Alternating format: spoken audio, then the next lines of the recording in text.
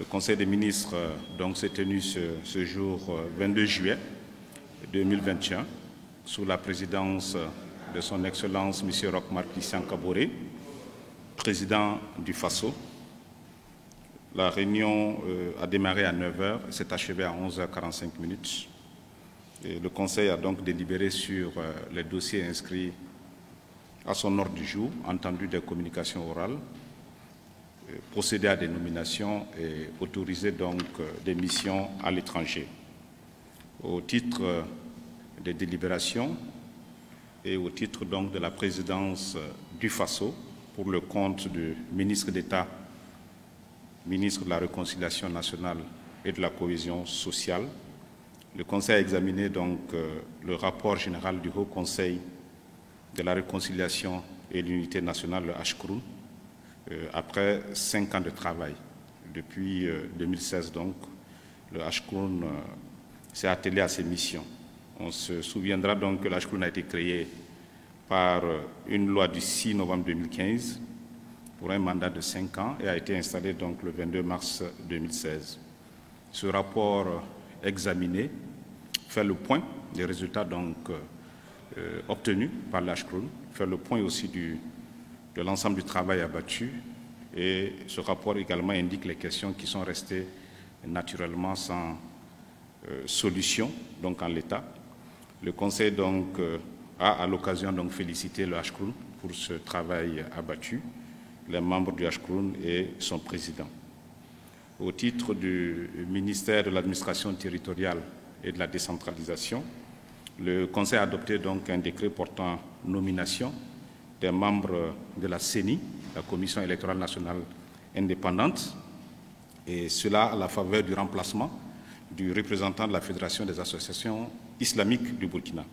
Ce nouveau décret, donc pris aujourd'hui, abroge le précédent adopté le 12 juillet dernier et qui avait donc le même objet. Toujours au titre des délibérations et pour le compte du ministère des Affaires étrangères, de la coopération de l'intégration africaine et du burkinabé de l'extérieur, le Conseil a adopté donc un rapport portant demande d'agrément du gouvernement pakistanais pour la nomination d'un ambassadeur extraordinaire et plénipotentiaire auprès de notre pays avec résidence à Tripoli. Le Conseil a marqué son accord pour la nomination du dit ambassadeur. Notre pays entretient depuis 2019 une relation donc diplomatique avec la République islamique et fédérale du Pakistan, et cela à partir de notre ambassade installée à Kuwait City. Au titre du ministère de l'économie, des finances et du développement, le Conseil a adopté donc un rapport relatif à un décret portant conditions d'octroi d'une dérogation en matière de traitement salarial aux établissements publics de l'État, EPE, dans le cadre de la recherche d'une performance contenue de ces établissements. Ce décret vise un encadrement strict de l'octroi de dérogation de traitement salarial dans les EPE, et cela en lien explicite avec leurs missions spécifiques, avec leurs résultats et avec leurs charges. Au titre des communications orales, le Conseil a entendu une communication du ministre de la Santé qui a informé donc le Conseil de la situation relative à la pandémie à Covid-19 dans notre pays. Cette situation donc se caractérise par une tendance tout à fait à la baisse sur les cas de Covid dans notre pays, donc une tendance sous maîtrise. Cette situation aussi se caractérise par l'arrivée des vaccins. Je pense que vous avez suivi l'actualité. Un premier lot de vaccins au titre de l'initiative COVAX et qui concerne les vaccins AstraZeneca, et récemment donc des vaccins qui sont offerts par les États-Unis d'Amérique à notre pays. Au-delà donc de ces deux éléments qui caractérisent la situation de la Covid, nous avons noté que dans bien de pays, nous observons une recrudescence. Il suffit de regarder dans les pays voisins, dans les pays de la sous-région et même dans le monde, il y a une sorte de recrudescence de la pandémie, donc du nombre de cas, et surtout avec l'apparition de variantes. Il s'agit ici de variantes qui sont apparues et qui remet un peu le sujet lié à la Covid au centre de nos préoccupations. Donc, au regard de tout cela, le président du Faso a invité le gouvernement à réengager les populations donc, de notre pays dans le respect des gestes barrières.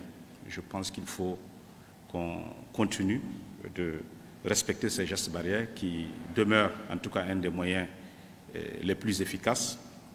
Et on peut bien le rappeler, il s'agit du port du masque, il s'agit aussi de se laver les mains avec du savon ou tout autre produit indiqué à cet effet.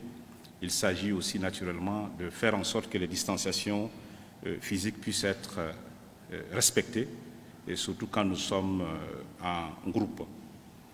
Au titre du ministère de la Communication, le ministre que je suis a informé le Conseil de la tenue de la 24e édition des Galians, le jeudi 15 juillet dernier.